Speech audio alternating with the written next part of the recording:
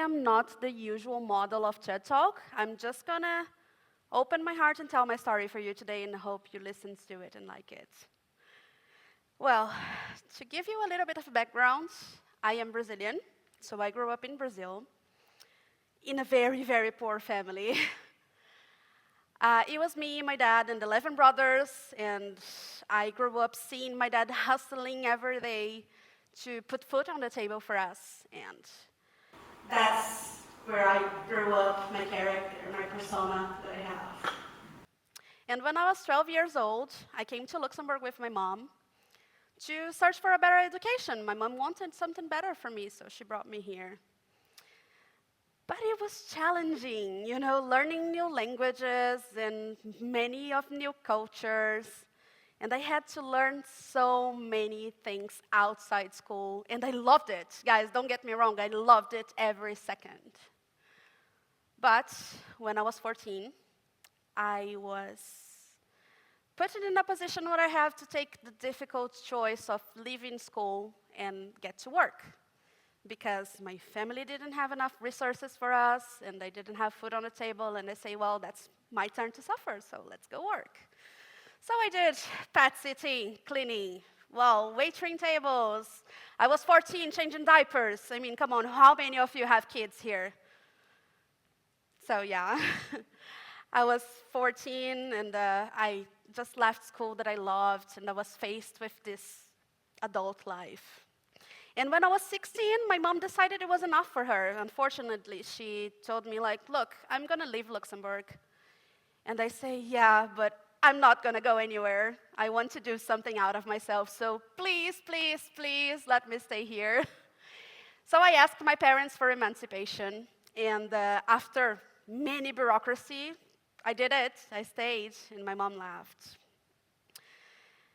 I decided to return to school because that's something that it was taken from me, and when something got taken from you, you want it back. Well, at least it was my case, so I wanted my education back.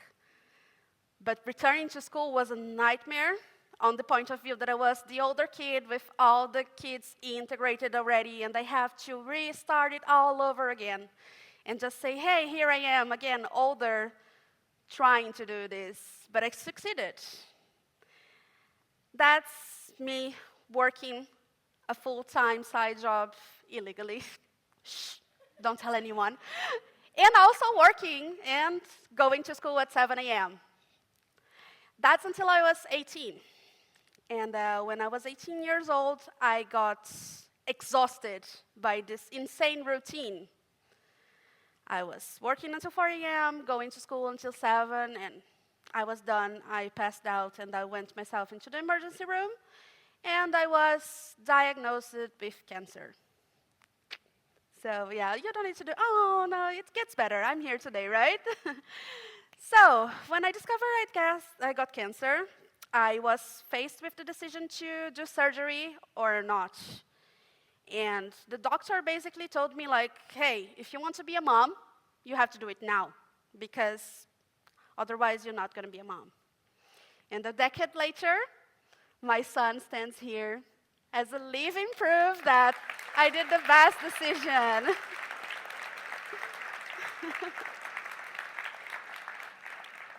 He's my everything.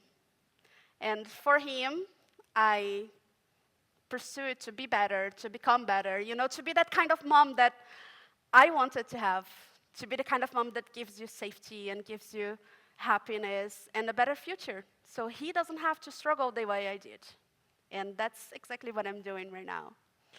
And I also decided to foster for those kids who don't have a home. So me and him, together, we created a family for those who don't have.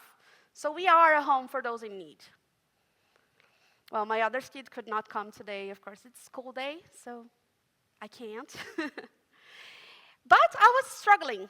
Well, I was there with a kid, with an illness, and I had no money.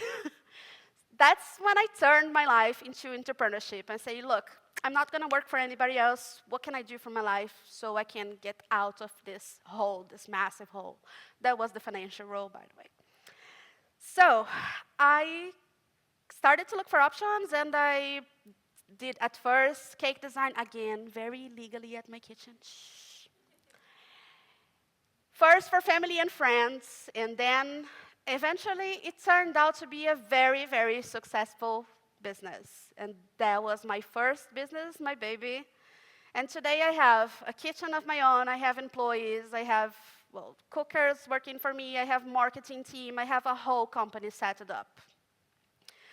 But when I was starting, I needed help. I needed an accountant to set all of this because I said to myself, like, look, I cannot deal with money, I don't have any, so what will I do?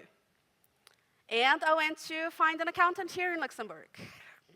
I don't know if you ever found one, but they are very, very, very expensive. I don't know if there are any accountants here, I'm sorry. I don't want to disturb you guys, but you are expensive. So I took the crazy leap and I say, whoa, I'm gonna become an accountant myself. So I will not have to pay those guys. I went to university, I got my accounting degree, and still working and now running a freshly business and with kids and foster kids and everything, but I did it. It may sound beautiful coming from me now on stage, of course, but making a business out of nothing but my willing to do and a few pennies on the side was a real, real struggle. And what I found myself was looking for that kind of way to get out of poverty, you know, that hope, that light in the end of the tunnel. And that light for me was education.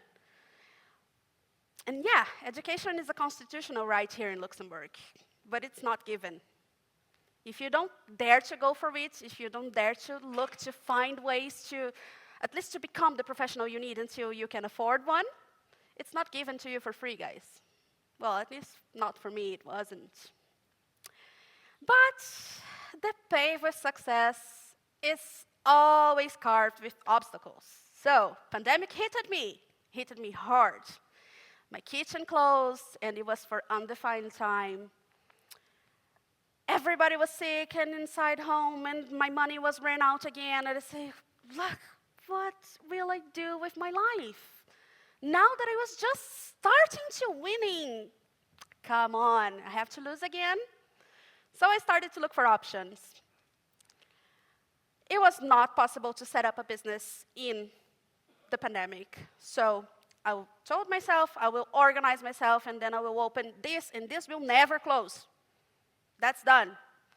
And that's when the idea of a tattoo studio came up. That's something that I'm passionate about. As you can see, I'm a living tattoo girl. And this brought me another super challenge that it was, oh, wait, I need to have authorizations and procedures and safety and dealing with the body of people. What am I going to do? Now I need legal. Well, I'm no lawyer. So I went to find a lawyer. Guess what happened? They were very expensive here in Luxembourg. I mean, come on, guys. I know you are very, very skilled. I know there are some lawyers here. I'm not judging you. You really need to charge for your job, but I couldn't afford. So, can you guess what I did? Yeah, I went to find education again. I didn't become a lawyer yet, but I'm getting there. But I went through them, and through Initiative Hemschaffen, they offered me legal secretary classes. And let's be honest, secretaries does all the job. So who better to learn me? So I went there, and I took legal secretary classes, and it turned out that it lightened me an insane passion for law and for, that field. That landed me a very, very good job in the law firm, a major law firm here in Luxembourg. They taught me everything that I could possibly need, not just to open my business, but to navigate life itself in a legal perspective. So the classes that I did, the teachers that I had, they gave me all the support. They nurtured me in a way that I could go and pursue my dream and, be who I wanted to be. So I'm very proud to say that this year I will be returning to a classroom again to go to the University of Luxembourg and take my law degree, hopefully. Ah, thank you. Thank you.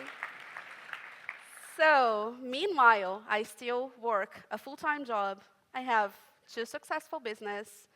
Each one of them a proof that resilience can get you everywhere, but also with education. There's a big gap between obstacle and solutions. And that gap can be shortened or even completely eliminated. It can be eliminated by education, guys. So never underestimate the power of education, both formal and informal. Because it's not just the classroom, it's not just the math teacher. It's also about what you learn with your friends and family. And that old lady here before you with all the struggling that she has, she's telling you, guys, don't do this, do that. So learn with others. Education, informal education, is very important, as much as important as what you learn in classroom. So guys, this is my story, basically. I'm here today to tell that I am the simple living proof of the power of education and opportunities. And the message that I have for you today is dare to go and grab it. Dare to go and become what you want to become. Because no dream is too distant and no goal is too high. Just go search through education. Thank you.